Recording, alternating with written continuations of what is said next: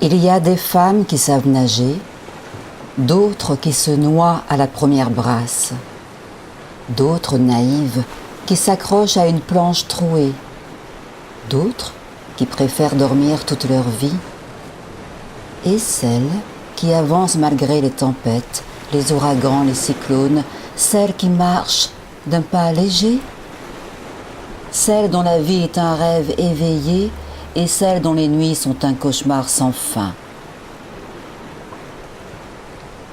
Il y a des femmes qui survivent à la mort et celles qui survivent à la vie. Il y a des femmes qui se languissent à soulever les vagues du temps juste pour voir.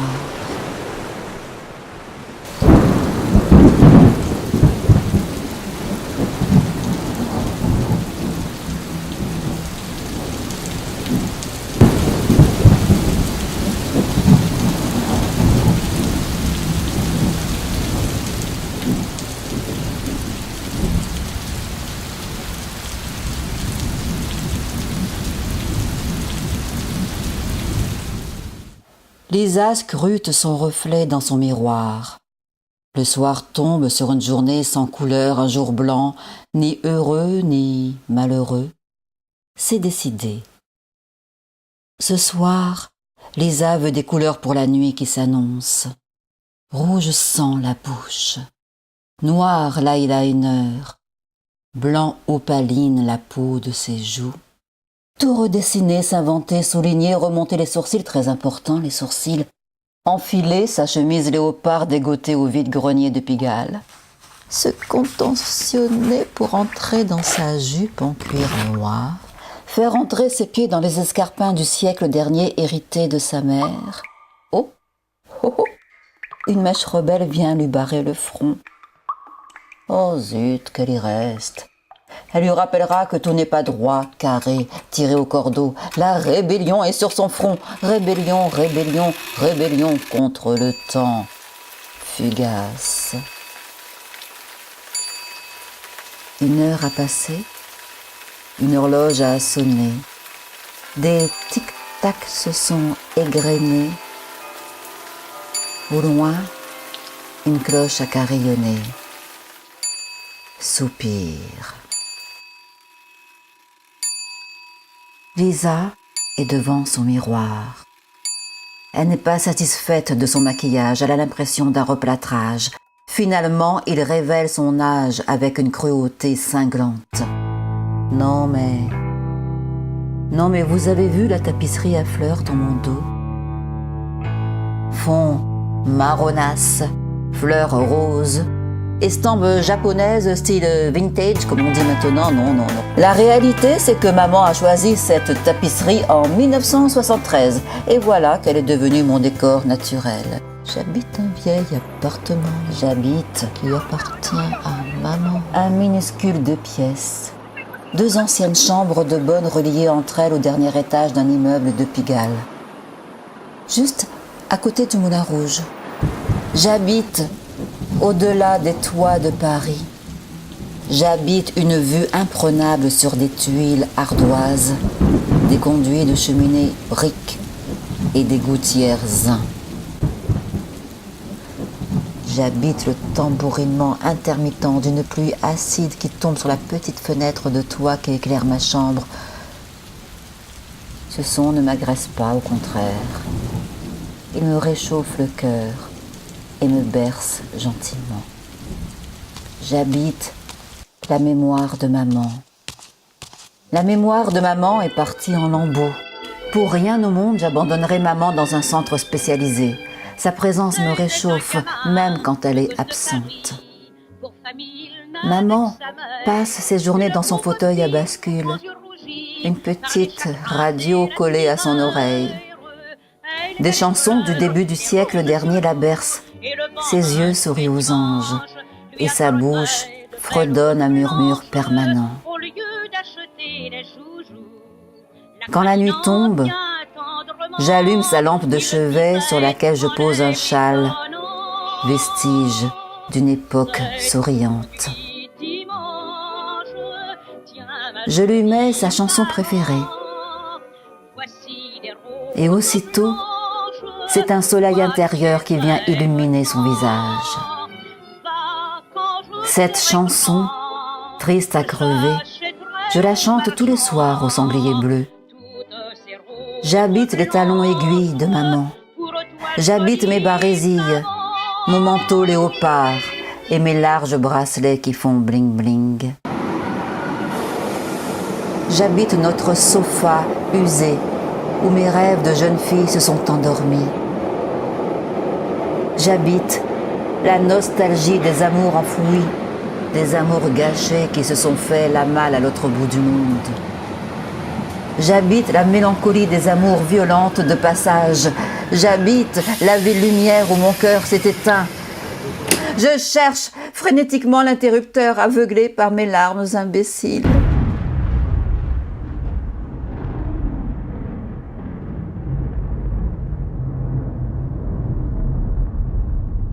Mon eyeliner coule.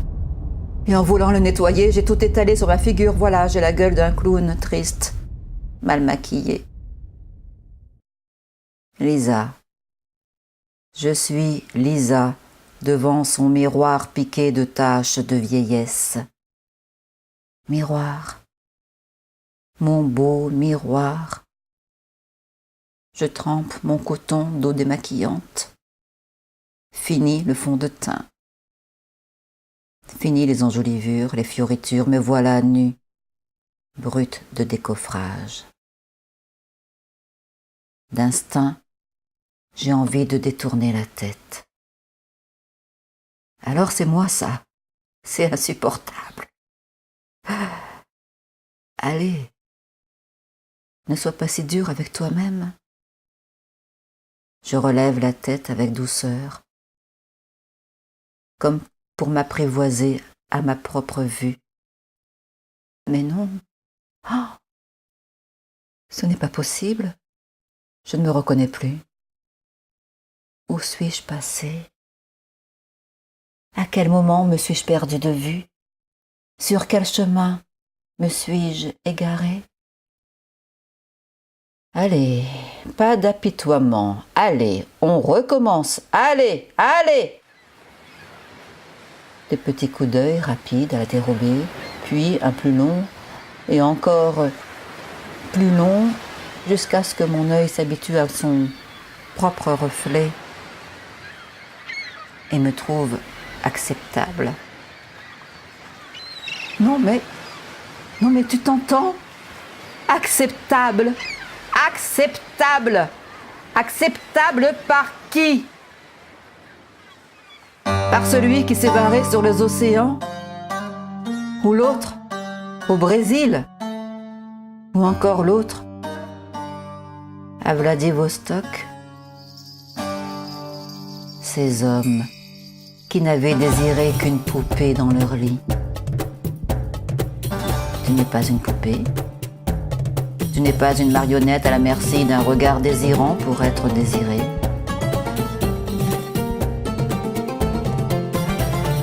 Voilà, on se calme. En douceur, respire. Regarde-toi. Apprivoise-toi. Visage nu. Oui, des creux, des bosses. Oui, des sillons, des friperies. Oui, un œil plus grand que l'autre. Oui, la bouche autrefois si gourmande est devenue amère. Et oui, ton regard n'a plus la brillance, ni la malice qui faisait ton charme. Oui, les paupières tombent. Oui, la pupille délavée est un océan de tristesse. Mais c'est toi, l'oiseau blessé. C'est toi, aujourd'hui. Il n'y puis rien changer, sauf à rallumer la lumière de l'intérieur. La lumière de l'intérieur clignote au rythme néon rouge du sex shop d'en face.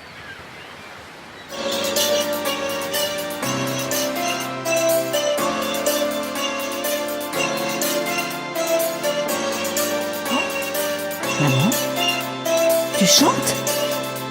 Oh, mais la mémoire te revient? Maman! Ce regard si lointain d'habitude me percute aujourd'hui. Elle me tend ses mains ridées. Ma petite fille. Maman. Maman. Tu t'es réveillée? Tu me reconnais? Oh, maman. Pourquoi?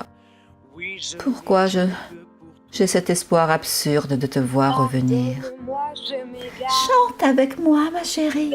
Chante. Maman. Maman.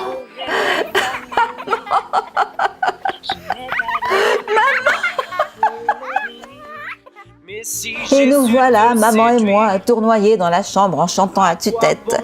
Malgré moi, je ris, et mon âme de petite fille insouciante vient me visiter à l'improviste. J'ai 8 ans. Je sautille d'un pied sur l'autre rue des Martyrs. La boulangère me tend un pain au chocolat encore tiède et me voilà devant la grande porte d'entrée de l'école de la rue des Abbesses. Mon copain Pierrot m'attend. Dans son cartable, un caramel à 5 centimes adoucira notre journée. Mon cœur bat pour toi, et si tu disais oui, tu pourrais, je crois. J'atterris, tout étourdi devant mon miroir. Je t'aime, c'est vrai, crois-moi. Apparaît une jeune fille de 20 ans, le regard pétillant, la bouche charnée, les cheveux brillants, le corps vibrant d'un désir de vie presque insoutenable. Il n'est Dieu que pour toi, me chantait mon pote Pierrot, le fils du poissonnier de la rue des Deux Frères. Il n'avait plus de carambar, mais une gauloise filtre à me proposer. Nous nous sommes retrouvés un 14 juillet au bal des pompiers quand il plongea ses yeux bleus aciers dans les miens. Au son des flonflons, ses mains calleuses m'ont renversé derrière la basilique du Sacré-Cœur. Waouh! Je me pris pour une héroïne des romans photos des magazines de maman. Un vent léger faisait volter mes cheveux, mon imperméable volait au-dessus des pavés mouillés. Un océan de possibles s'ouvrait à moi. Mais Pierrot, en digne fils de poissonnier, s'engagea dans la marine. Les océans lui donnaient des visions de sirènes à conquérir. Oh, n'en fais pas tout un tralala. À Montmartre, ce n'est pas les regards qui manquaient. Maman chantait au sanglier bleu. Et depuis peu, nous chantions en duo. Blaise Sandrard, habitué des lieux, nous a griffonné un poème sur la nappe en l'honneur de la petite Jeanne de France. Il parlait d'un voyage interminable vers la Russie dans un train nommé le Transsibérien. Et un soir, il m'a présenté un compagnon de voyage, Vladimir de Vladivostok. 1,90 m et une voix de contrebasse. Dans la grande roue de la fête à Neuneu, le grand loup des steppes eut raison de ma raison. Je hurlais tout mon plaisir. Le badaboum du manège enchanté me couvrait avec volupté. Le rire tonitruant de Vladimir me chauffait la nuque. Nos corps valsaient au rythme des tourniquets.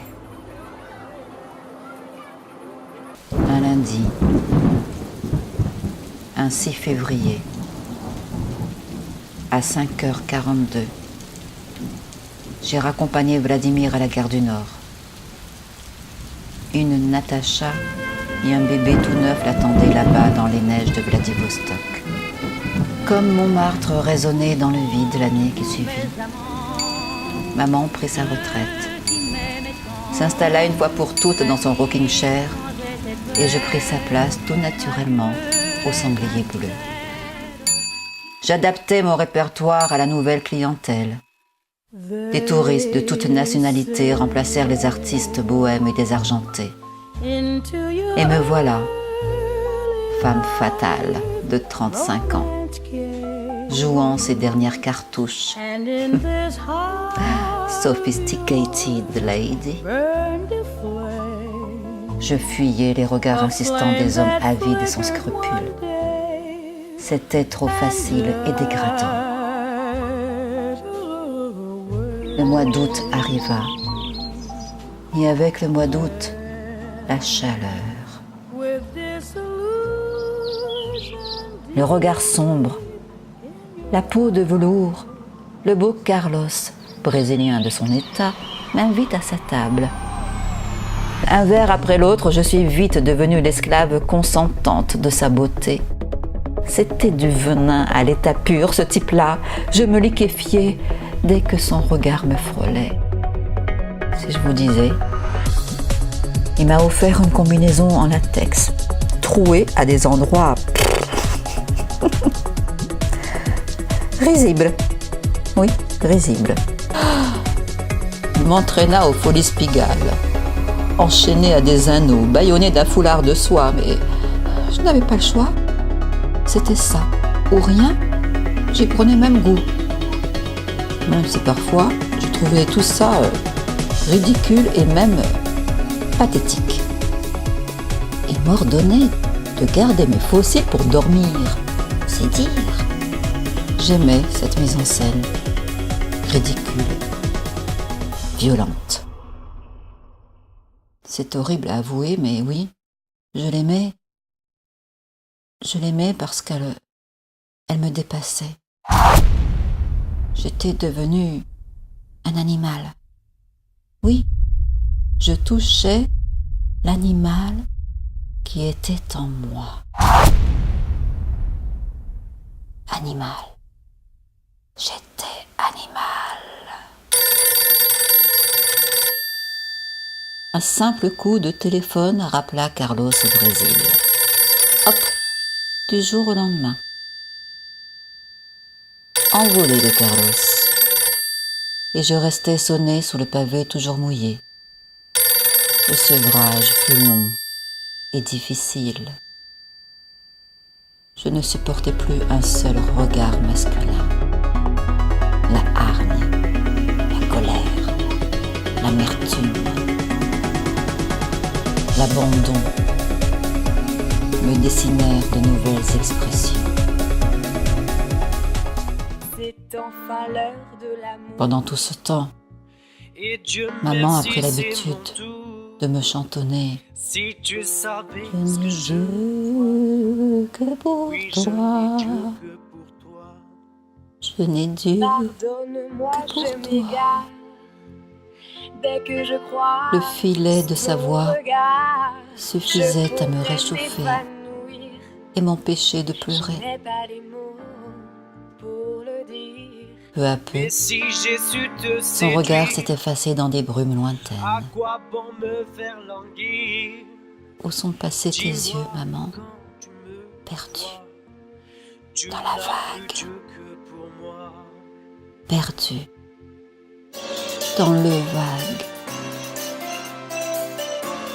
En elle s'est tapi le silence de l'oubli, sournois, implacable. Et en moi, la mélancolie de toutes ces années. La tristesse du fini. Du fini? Fini? Fini? Mais non, non Lisa, regarde-toi. Regarde, c'est toi là. Regarde-toi, tu es là. Tu es encore là. Tu vis, bon Dieu, tu vis. Le réveil est dur, mais salutaire. Le coup de fouet nécessaire. Décision, dure décision, mais c'est au prix de ma vie. Tu ne m'en voudras pas, maman. Tu ne m'en voudras pas. Je ne t'abandonne pas. J'ai choisi un pavillon où les roses blanches fleurissent et les cigales chantent. Petite maman, non, je ne te laisse pas tomber. Ta voix résonnera toujours dans la mienne. Oui, toujours, toujours ta voix sera la mienne. Un taxi embarquera ma valise à 4 roues. Et tout au bout du voyage, tout au bout des nuages, une promesse de vie, libre d'aimer ou pas, de faire des choix ou pas. Pas d'obligation, juste un chemin. Juste essayer de retrouver le goût du merveilleux. Juste sourire à nouveau. Sourire.